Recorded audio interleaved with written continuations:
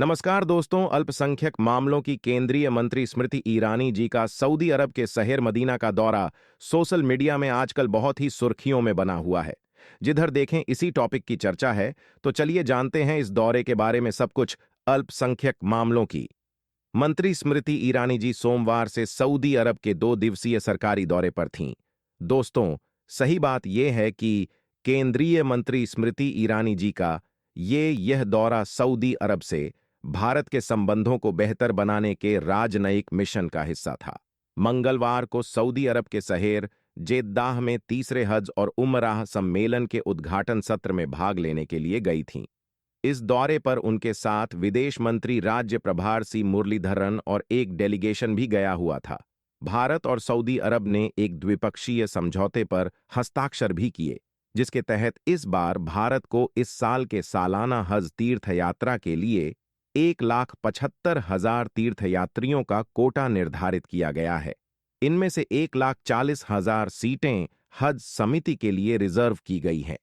वहीं तकरीबन 35,000 सीटें हज ग्रुप ऑपरेटरों के लिए रिजर्व की गई हैं। द्विपक्षीय हज समझौते 2024 को जेद्दा में हज और उमराह के सऊदी मंत्री तवफीक बिन फावजान अल रबियाह के साथ साइन किया गया। स्मृति ईरानी जी का यह दौरा भारतीय हज यात्रियों के लिए एक आरामदायक हज यात्रा करने के लिए जरूरी व्यवस्थाएं देने में मदद करेगा और उन्हें मक्का के उप गवर्नर और हज और उमराह मंत्री के साथ चर्चा भी की। इस अवसर पर स्मृति ईरानी जी ने भारत और सऊदी अरब के बीच 2024 के हज के लिए एक आपसी समझौते पर दस्तखत भी किए। भारतीय डेलीगेशन ने जेद्दाह में उतरने के बाद मदीना का भी दौरा किया। स्मृति ईरानी ने मदीना में भारत से उम्रह पर गए हुए मुस्लिम नागरिकों और हज यात्रियों की सेवा करने वाले लोगों से मुलाकात भी की। भारतीय हज यात्रियों के लिए बेहतरीन सुविधाएं उपलब्ध कराने के मकसद से भारतीय हज वॉलंटियर्स और अधिकारियों से भी मिली। उनका यह दौरा सऊदी अरब से भारत के संबंधों को बेहतर बनाने के राजनयिक मिशन का हिस्सा था।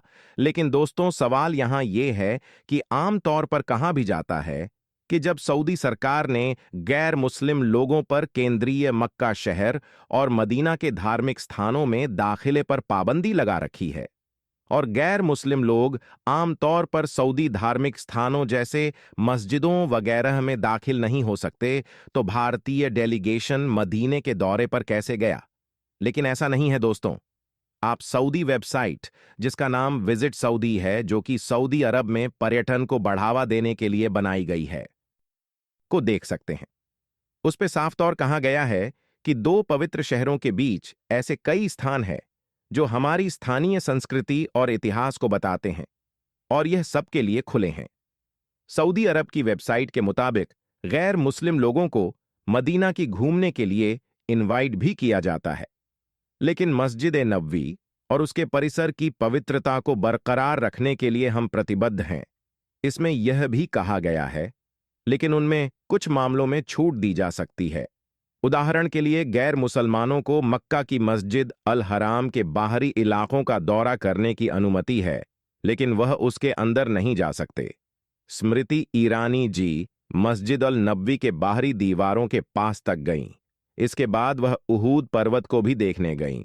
उन्होंने कूबा मस्जिद को भी देखा। उहूद पर्वत के पास कई इस्लामिक शहीदों की कब्रें भी मौजूद हैं। वहीं कूबा को इस्लाम की पहली मस्जिद भी माना जाता है। केंद्रीय मंत्री स्मृति ईरानी जी ने अपने मदीना दौरे की तस्वीरें सोशल मीडिया पर शेयर कर बताया था कि आज इस्लाम के सबसे पवित्र शहरों में से एक मदीना मस्जिद नबवी, उहूद पहाड़ और इस्लाम की पहली क्यूबा मस्जिद के बाहरी क्षेत्र की यात्रा की और उन्हें करीब से देखा। इसके लिए उन्होंने विशेष व्यवस्था और अनुमति के लिए सऊदी अधिकारियों को धन्यवाद भी दिया। तो दोस्तों, ऐसे ही रोचक खबरों और जानकारियों के लिए चैनल को सब्सक्राइब जरूर कर लें। धन्यवाद।